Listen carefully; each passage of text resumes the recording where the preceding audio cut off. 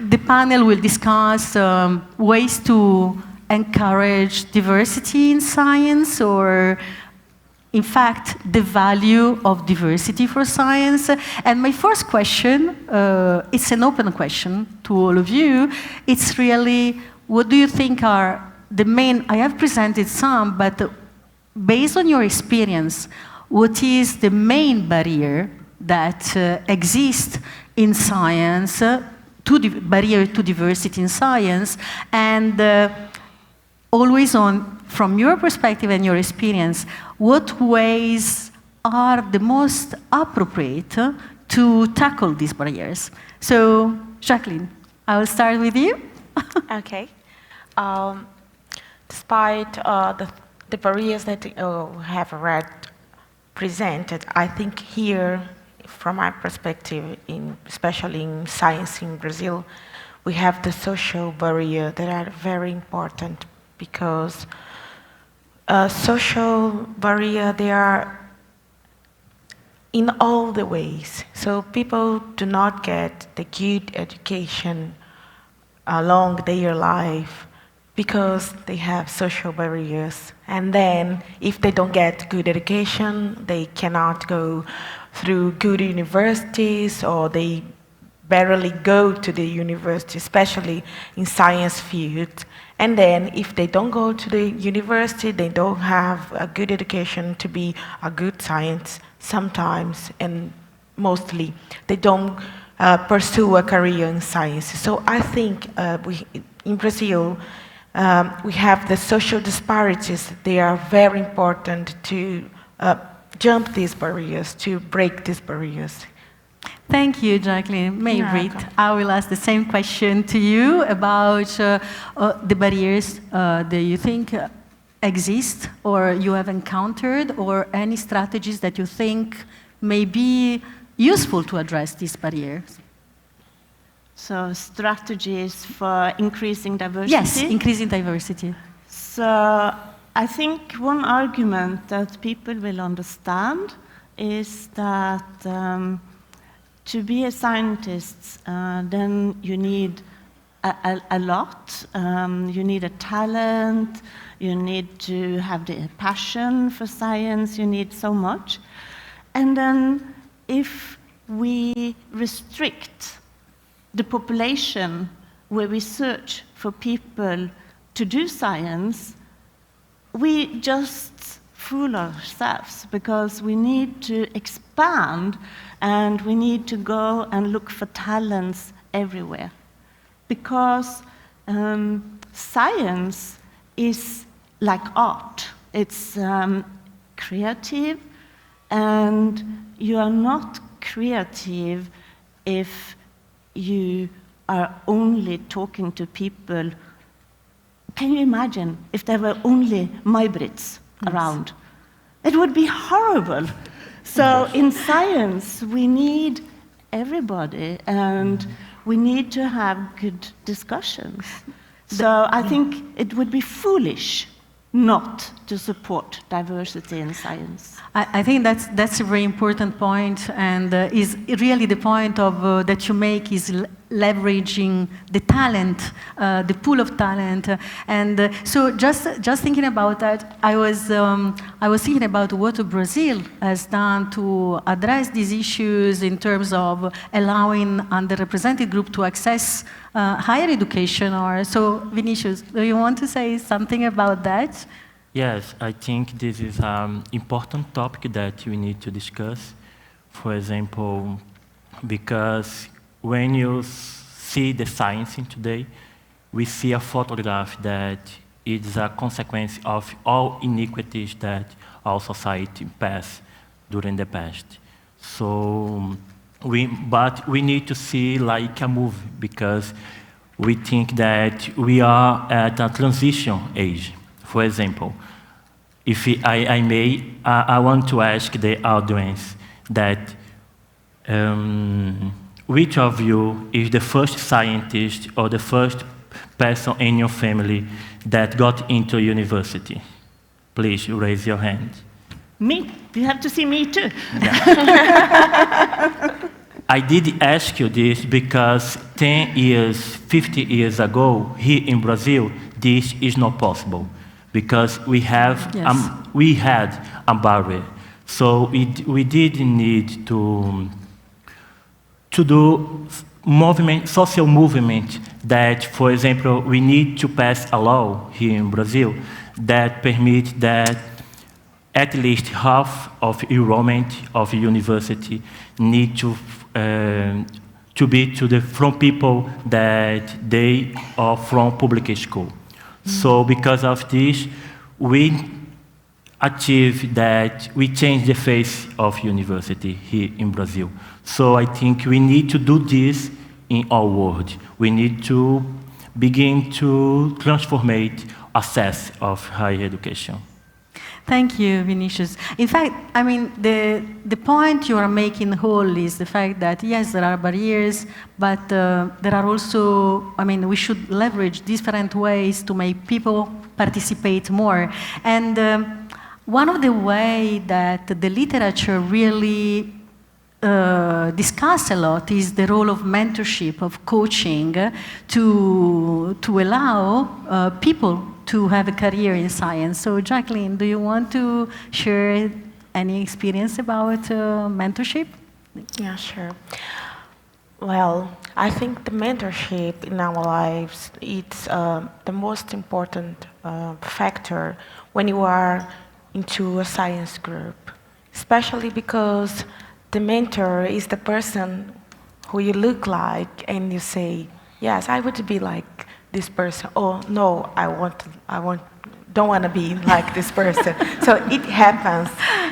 So I think the importance of the mentorship in our lives is just, it's especially to be like a model.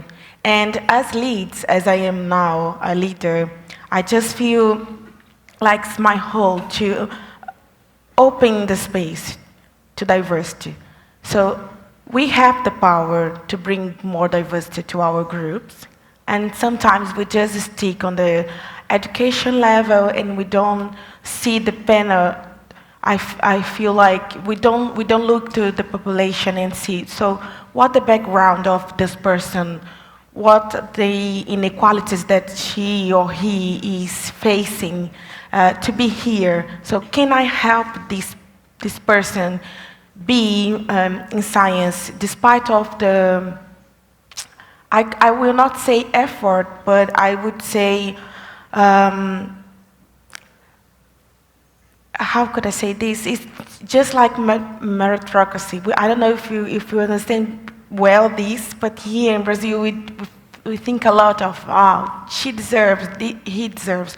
And sometimes it's not about deserve a position, it's how long and how effort did you have to pass through because of the inequalities and social disparities that allowed you to come here. So for me, it's just like, if I look to my colleagues and I don't see diversity, why not promote this diversity? So I think we need to understand that the sub-representative groups, they are not that, not because they don't deserve or because they don't work enough to be there, but because the social community and all the system input some barriers that doesn't allow them to achieve. So I think that as leaders, we need to promote this, and that happened to me. So I have worked a lot for 10 years, but was my mentorship, my last one, Dr. Esther, that saw my effort and saw my work and said, no, I'm not gonna speak for you because I did not. You did the work, so you need to go and stand out for your work. And that's why I am here now, because if not, I was just on the bench doing the same thing 12 and 15 years. Thank you, really. Thank you for sharing your experience. Really, that's wonderful.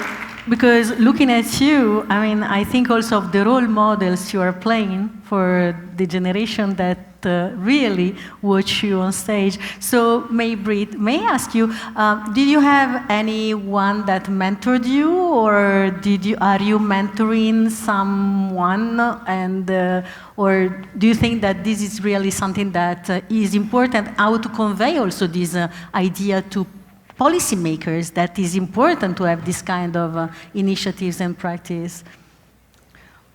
So I think that people around the world are more and more aware of how important it is with diversity in any field. And I think that what you say, that you were expected to present your data, of course. And I think as mentors, we should just expect and not doubt that people can do beautiful presentations and they can do beautiful work. Because I think if people don't expect anything from you, and you don't expect anything from yourself either, you can just sit in the sofa. So, and we don't want to sit in the sofa, but this is also about models. Of course, we need pioneers, and you asked about models for me. So I think in Norway we have had models in different fields pushing the way, for example, for women. Mm-hmm. Not exactly in science that I could think of, but in other fields. And then when I started, I didn't even think about that it was questionable that I was a woman, because I was just curious. Give me what I want. Don't ask me why. I just want it. And I think that is how it should be. Thank you. I think it's very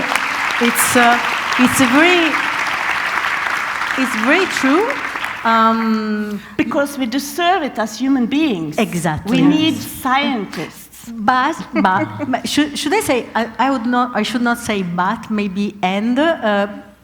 Countries are different, no? Countries are their social tissue is very different. And maybe what is possible in Norway, which has allowed to build this kind of identities or search, is not equal. Equal is not the same in other countries. And for example, in Brazil, I mean, Vinícius, you are the president of the National Association of Postgraduates, so I imagine that you see many differences in the students or the people you know. So how they cope with these barriers in diversity? Are there any preferred strategies, I would say, that allows them to initiate a career in science in a country that is very unequal? I think we need to change the access of higher education, because when you think science, I believe that we have still yet a wall between academic university and the society. So even though we have anti-science movement in our world, people do believe in science. People do want to achieve the science, but people don't know how to assess the science, how to become a scientist. So I remember that when I was a child and teenager, I did watch television show CSI. So I watched this and I realized that I want to become a biologist, I want to become an entomologist.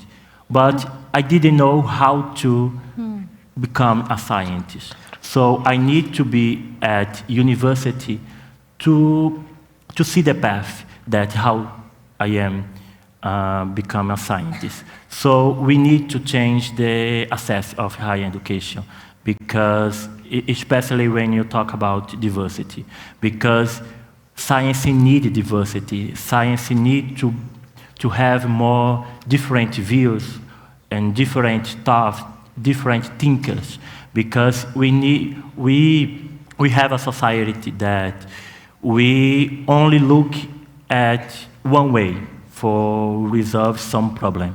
But we need more people, we need more diversity to look in different way to resolve, especially the problem. We have a complex agenda in global today, so we need to increase the diversity in our society and make all scientists become a scientist to progress the society. Thank you. That's also very important. So, if I have to go back to these different ideas, I was thinking how to make sure that we hear the voices of different people, because it's not just a question of saying things. I mean, how to translate, how to make sure that our ideas get there where they are transformed in policies. So do you have any experience in how your role as of you is just to you all has managed to initiate an actions or strategies to address some of these barriers to diversity, or to convince people that really diversity is the way to go to have a talented pool of people, of scientists? Well, I think we have lots of strategies, and thinking about being heard, it's the way. So sometimes we are speaking, but people, they are not even taking attention to what we are saying. So for me, this is the first barrier. And it means not only the politics and not only the society, but sometimes people, they are around us.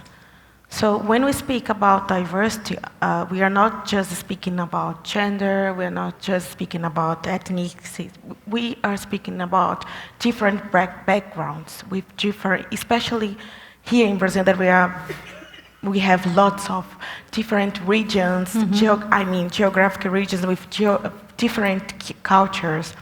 It's very important that we do not need everyone to be normalized in one way. So for me, the first step to be heard is literally to be heard by our colleagues in our environment in science, so I mean the institute, in the university, and then using this platform we can achieve our politicians to understand if it could be public policy. So it's very difficult in Brazil because we have diversity in politicians. Yes. So I could say that, I don't know, maybe Vini could add with some numbers because I'm not so aware of that, but I think that low politicians, a few politicians in our politics are committed to science and committed to diversity. So it's very difficult to achieve this and to be heard. And I think we should just not hear the majority, but thinking about diversity, we need to go to the minorities. So, and listen and them with the real interest to understand what they bring to science and all the fields.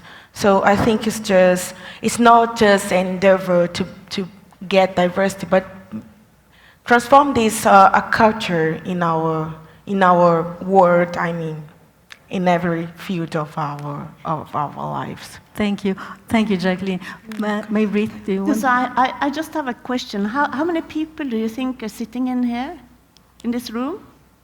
How many people? 900. 900? So we have 900 people sitting here. Yes. And I don't know if you heard about the Swedish girl Eva Thunberg. She was 1, and she was sitting in front of her school, and she was protesting against the climate problems, and she was talking in the UN in there, and people would listen to this child that she started out as being. So you, 900 of you, you've heard here that we need diversity. Spread the word. Yes. Take the responsibility.